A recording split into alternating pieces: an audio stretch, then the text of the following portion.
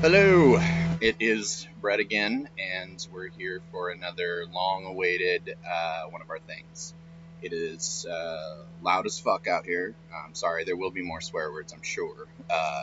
And so I don't even know if you can hear me in this one, but I'm kind of glad it's loud because this is a good example of why we've moved to the country. So yeah, this is the last of here, and we won't miss it. Oh, thought it quit.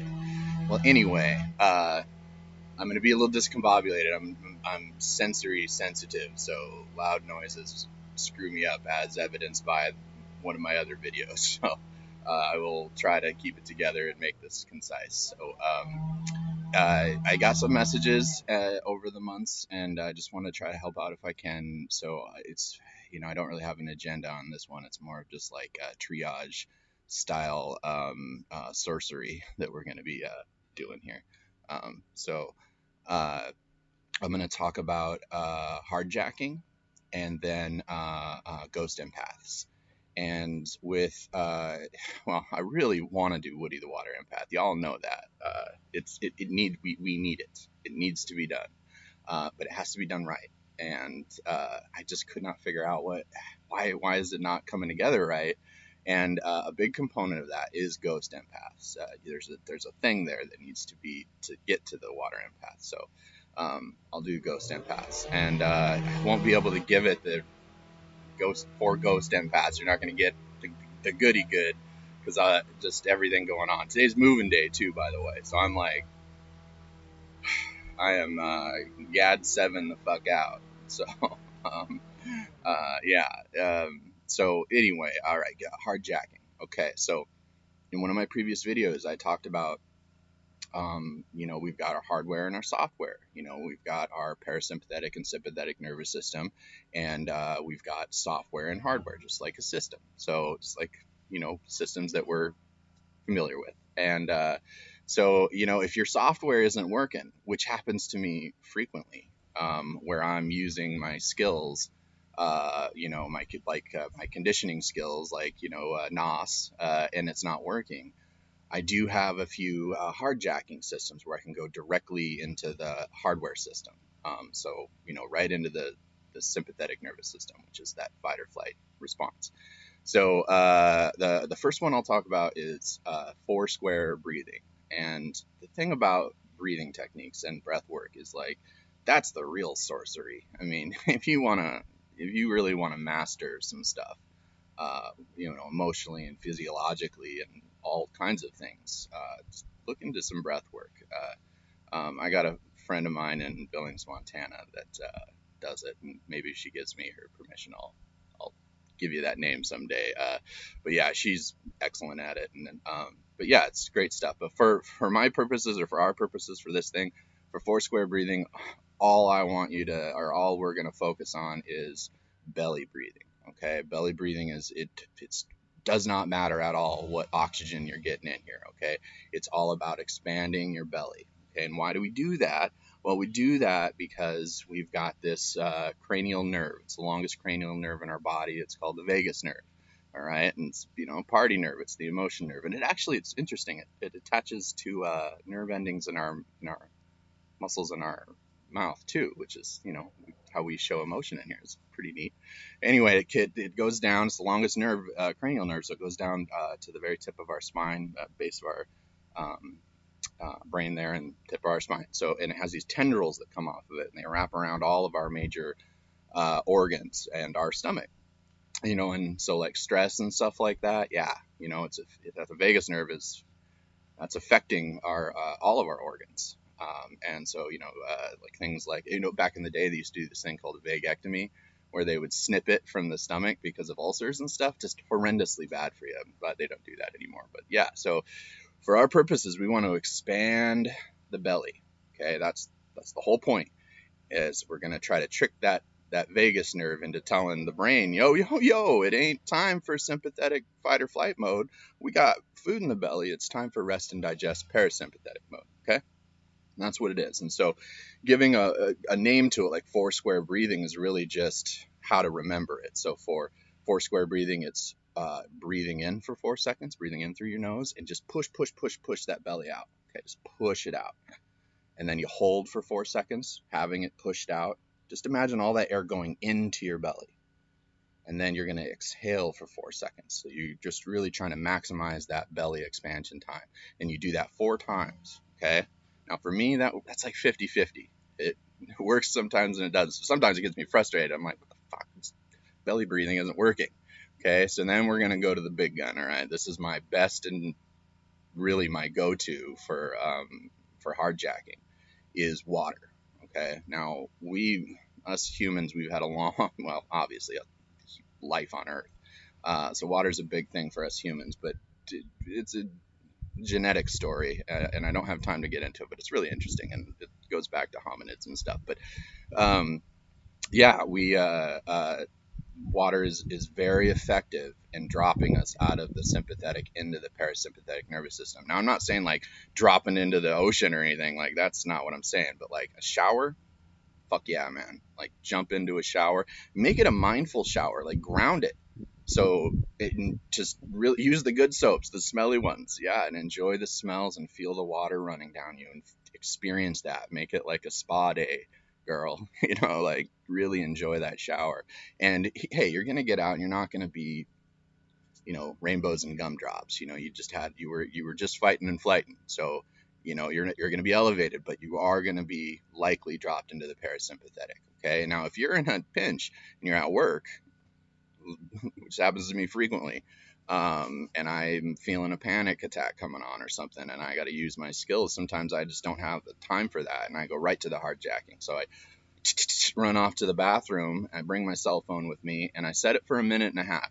All you really need is a minute. Sometimes I do 2 just for overkill, but definitely a minute and a half for me. Set my timer, and I just go to town splashing water in my face. I use cold for the shock effect, but it doesn't really, just water's water. You can use whatever you want, whatever you're comfortable with, and just really make a mess. You clean it up afterwards. Just really get that water on you, and do it for a minute and a half or at least a minute.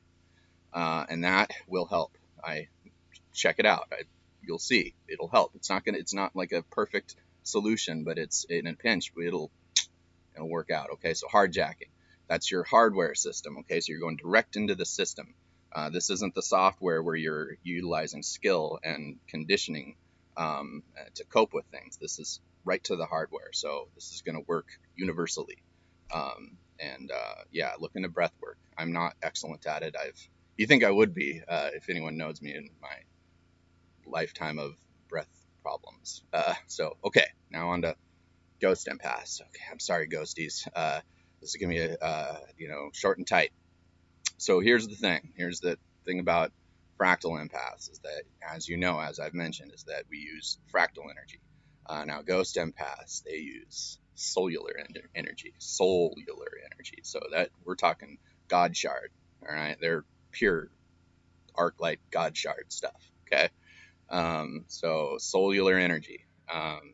And the thing about ghost empaths and why I call them ghost empaths is because they drift dimensionally. So we've got the multi-dimensional universe, and there's an infinite amount of me's that made every choice I possibly ever could have made, and then there's an infinite amount of those, and there's an infinite amount of me's that's actually right here. So it's crazy stuff to think about. Well, ghost empaths, they drift through that dimensionally, so it's tough on them. So young ghost empaths, it's rough. You are the emotions that are pouring. Plus, you're at level 19. That's tons of juice. I mean, it's near the top of the charts of emotional energy, and so ghost empaths is tough. And I'm actually related to one, and I grew up around a couple of them, and one of them actually helped me figure out my career path when I was in high school. I want to say her name too, but I didn't ask her permission. But she's a therapist there in town, and I really liked her daughter. So, yeah, she was great. Anyway, what kind of teaches me what's going to happen to me down the road is that at some point I'll retire and have horses and land and look at hills and have peace. But I think a lot of ghost empaths, therapist or not, are going to need to do that from what they experience, which is dimensional drifting. Meaning that in my And I remember I like science fiction and science stuff, so I this is take it with a grain of salt. In my perception of things, is that these ghost empaths, they are picking up emotions from different versions of them, but versions of them that are ghost empaths. It's important that you have to be a ghost empath, which is interesting because the power that they have and you'll go, oh yeah, I know one of these mother truckers, is that they there's really no, because they're shifting dimensionally, their time and space doesn't really matter, so they can feel their close people, their cables, they can feel it from you. It doesn't matter. I mean, you'd be floating in another galaxy. I bet you could probably pick that up, ghost empaths there, that emotion. So that if you get a call from a friend and they're like, hey, what's going on? And, maybe a ghost empath that you're dealing with there, because they're feeling it. They can feel that stuff from distances that don't matter. It doesn't matter. It's dimensional shifting here that we're talking about. Oh, shifting is the next thing. So at first it's drifting. There's not really a lot of control over that. But with dialectical thought, and I think that's more of a trauma response for them. They're forced to learn to think dialectically, is that they begin to shift. They can control that ability to shift dimensionally, and that's what I do. And that's the secret of the thing that I've been mentioning about that old level 13 for the fractal empaths, is that that's the ghost gate. And so a lot goes into that. I can't get it all in here, but that's also where that term drop, tank, and afterburn, you got to use that. You also got to use NOS to open the ghost gate, and high beam. So it's a tricky thing, and I'll get into it. I will at another time. But suffice it to say, I can get through that ghost gate, and then I can access that power. Now, for me, it's like taking a breath. For a fractal empath, you hold it, and then you're in there, and it's you. You have to breathe again and return. But ghost empaths aren't limited by that. They are dimensional creatures. And metaphysically, I can back that up, with the whole electron mystery. It's one or two things. It's either time travel back and forth, or it's dimensional shifting, and I think it's dimensional shifting. So, and so there's a ghost empath, and so so my family member, and I know I don't need permission. This is inner circle. So Tamara, my cousin Tamara, is a ghost empath, level 19 too, so mega power. And it wasn't easy for old Tamara. In our family, we call her Tomorrow, because she's the future. Everything she does is the future. It's she's a ghost empath, of course it is. She gave birth to a litter. I don't know. I lost count at 7, so it's like 18 kids. I don't know. But it's just everything. The kids are amazing. But it was hard work getting there. Hard work. And with ghost empaths, they're very spiritual, but there's the depth of that spirituality, because you're running off of so much arc light is being emitted, and you're running off of so much cellular energy that the depths of it. So no matter what real religion or group that you belong to, it's hard for them to get you, even though you're so intense into that, whatever that belief system is, because you're so at the depths of it. So you might even just be a black sheep in your own spiritual group, because of that, because you're so potent. And so, but the thing is that the older folks get, the more they understand that, whether you put names to it like I am doing or not, you see it with these ghost empaths. The older they get, they just get, they either lose their mind or a lot of them lose their mind, but if they can get through it, that's that level 19 stuff. And old Tomorrow, recently she started a business, and I think it was like a weekend she had to hire like 2-3 staff. Like she just anything, just powerful. So, I went to high school with a ghost empath too. I mentioned that somewhere else in the ethers. So I didn't ask her permission, so I won't do it again. But anyway, so there you go, ghost empaths. I hope I'm getting stuff. And with the ghost, remember, with this empathy thing and empathic stuff I'm talking about, is that it's interchangeable. I think when I'm saying ghost empath, I think it's people born with that more of a natural ability of that, and all of this stuff is based out of dialectical thought. I don't feel that you can experience empathy, not in its truest form, without dialectical thought. So we are a strange thing as humans. We're a piece of God shard floating out there, strapped in a bioelectric meat sack with a advanced mycelial network blob running the thing. It's crazy to think about what we're going through. But here's the thing that ghost empaths know intrinsically is that if we knew what was beyond all this, this whole thing would make a lot more sense. But we don't get to know. But we're here for the ride. This is the show, and I have a good feeling that we all chose to be here.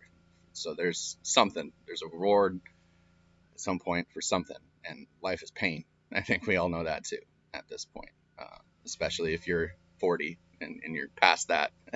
um, I turned 40, so yeah, there's a lot of pain and it doesn't stop.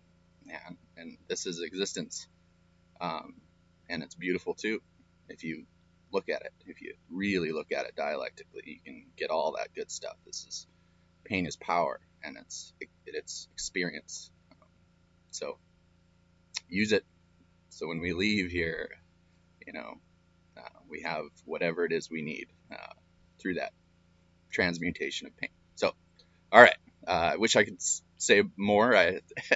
And say la vie to this. I can't wait to show you the new backyard, and it's a real big dream of mine to get to live with mom and her wonderful husband and Rod, and yeah, and just a dream come true. So, been very busy lately and extremely overwhelmed. I'm coming apart at the seams. If anyone knows me, I'm an emotional creature. I run on emotional energy, fractal energy, and I need huge uh, megajoules, of emotional energy to run on, and I just low all the time. Yeah, but I've got great family, great friends, and they've been shooting me extra juice through my cables, and I'm getting it done. We're at the finish line, and things will lighten up. Maybe I can do more of these. So I hope y'all doing well. So many of y'all I think about, and just yeah. So hope you're all doing well, and I hope to see you again sooner than later. And we'll get to Woody the Water Empath. I can't wait for that one. So, all right, see y'all later.